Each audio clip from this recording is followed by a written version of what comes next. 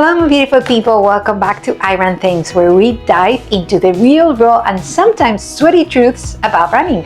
I Run Things is also about adventure, bold living, and embracing the challenges that come with pushing our limits. Whether that's a marathon, an ultramarathon, or just getting out there in the middle of the summer. And today's topic, it's a hot one. We're talking about running in the heat, what it does to your body, how to handle it without turning into a puddle on the sidewalk, and most importantly, how to know when it's time to call it quits.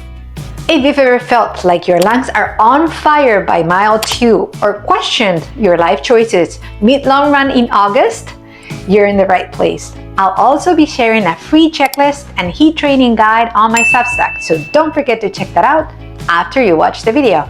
All right, sunscreen's on, water next to you, let's go.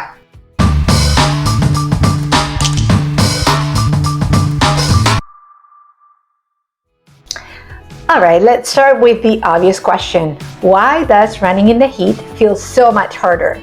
Your body's main job while running is to keep you alive and moving. When it's hot, it has to work overtime to keep your internal temperature in check. Blood that normally would go to your muscles gets redirected to your skin. You sweat more to cool off, losing fluids fast. Humidity messes with sweat evaporation, so cooling is less effective. Also, your heart rate climbs even at slower paces. It's like trying to run a race while your body's running an entirely separate cooling operation. No wonder you're exhausted. Here's the good news. Your body can adapt to heat with a little smart exposure and patience. It's called heat acclimation. After a few days of running in hot weather, you might notice you start sweating sooner or that it doesn't feel quite as awful. That's your body getting better at regulating temperature, increasing plasma volume, and lowering your core temperature more effectively. Most people see solid adaptations after 7 to 10 days. It doesn't mean it will feel easy, but it will start to feel less miserable. Just take it one run at a time. Don't try to be a hero on day 1. Training in the heat isn't about pushing through, it's about adjusting wisely. Number 1, slow your pace. Heat increases effort. Running by feel instead of pace is essential. 2, run early or run late. The midday sun isn't your training body. Number 3, ease into it. Shorten your runs during the first few hot days. Number 4, use run-walk intervals. They help keep your core temperature down. Number 5, loop your routes so you can grab water or stop if needed. It's not about being tough, it's about running smart so you can keep going all season long. Now let's talk about hydration, because these can make or break your hot weather run. Pre-run, drink 12 to 16 ounces of water about 1 to 2 hours before heading out. During your run, sip 3 to 8 ounces every 15 to 20 minutes. Not just water, include electrolytes. Post-run, rehydrate with 16 to 24 ounces for every pound of weight lost. Use electrolytes to help your body retain fluid. If you're a salty sweater, white streaks on your clothes or gritty skin, you probably need more sodium than the average runner. That might mean sports drinks, salt tabs, or electrolyte powders. If you suffer from cramping, nausea, or dizziness, that could be dehydration, not a lack of fitness. All right, when to stop running is the most important part. Know the signs your run needs to end. Heat exhaustion can sneak up on you.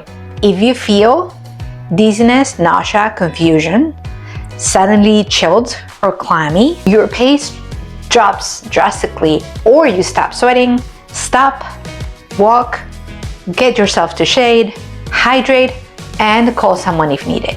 You're not weak for listening to your own body. Heat stroke is a medical emergency. If you ever feel disoriented or stop sweating despite being overheated, seek help immediately. Your running gear can make the heat feel a little more manageable.